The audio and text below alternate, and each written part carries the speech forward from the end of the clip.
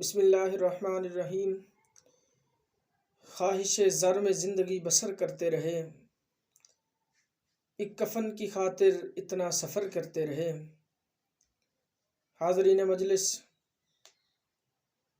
ہم آپ کے سامنے آج کلام مقدس کی سورہ حدید کی آیت نمبر 20 کا کچھ حصہ لے کے آئے ہیں۔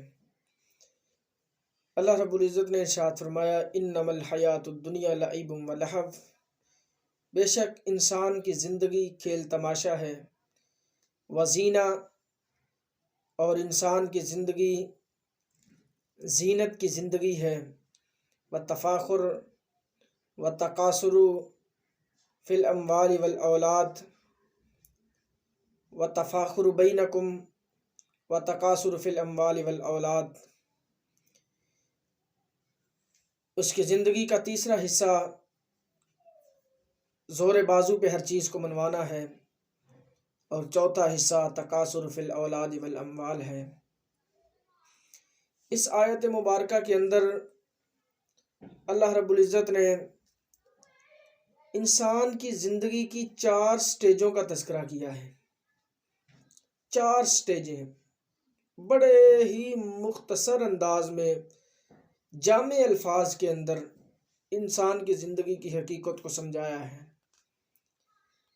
کہ اس کی زندگی کا پہلا حصہ لعب و لہو، کھیل تماشا ہے۔ جب بچہ پیدا ہوتا ہے، پیدا ہونے سے لے کر اس کے لڑکپن کے شروع تک اس کی زندگی کا یہ حصہ اس کو صرف ایک ہی کام ہوتا ہے، اس نے کھانا پینا ہے، دودھ پیا اور کھیل لیا۔ دودھ پینا، کھانا پینا، کھیلنا، سونا، اس کا یہی کام ہے، لعب و لہو ہے یہ۔ اس کو زندگی کی کسی اور چیز کی کوئی پرواہ نہیں ہوتی ہے، اس کا صرف ایک ہی مقصد ہوتا ہے کہ لعب و لہو، اس کا کام کھیل تماشا ہے، بس کھا پی لیا، کھیل لیا۔ اس کی زندگی کا دوسرا حصہ وزینہ، اس کے بعد لڑکپن کا زمانہ ہے، اس میں انسان کا صرف ایک ہی کام ہوتا ہے، بچہ صرف ایک ہی کام کرتا ہے، اس کی خواہش صرف ایک کام کی ہوتی ہے کہ صرف بننا سنورنا، کپڑے اچھے ہوں، بندے کے بال دھلے ہوئے ہوں، نہایا ہوا ہو، خوشبو لگائی ہوئی ہو، وزینہ، سجنا سنورنا اس کا صرف کام ہے۔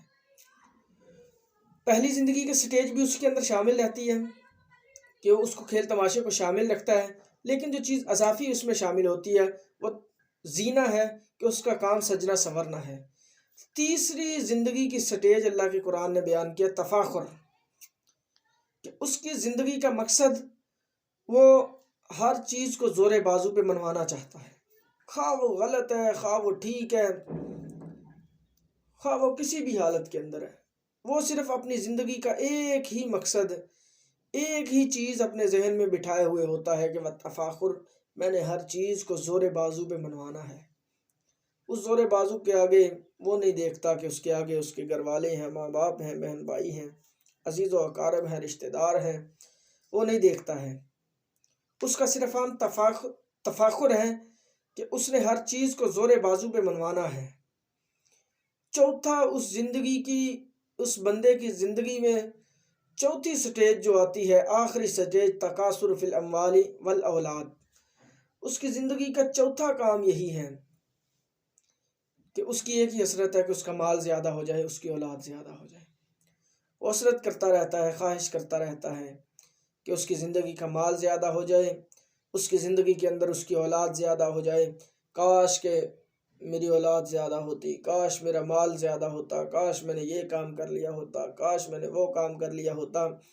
یہ اس کو مال کی اور اولاد کی کثرت کی ہوس ہی اسے رہتی ہے، یہ ہوس اس کی پوری نہیں ہوتی ہے، اور اسی ہوس کے اندر ہی یہ دنیا سے چلا جاتا ہے۔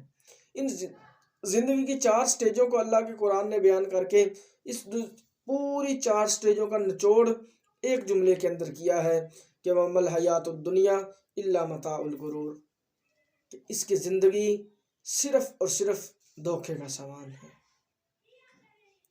یہ انسان کی زندگی کی حقیقت ہے۔ اللہ رب العزت ہمیں اس زندگی کی قدر کرنے کی توفیق عطا فرمائے۔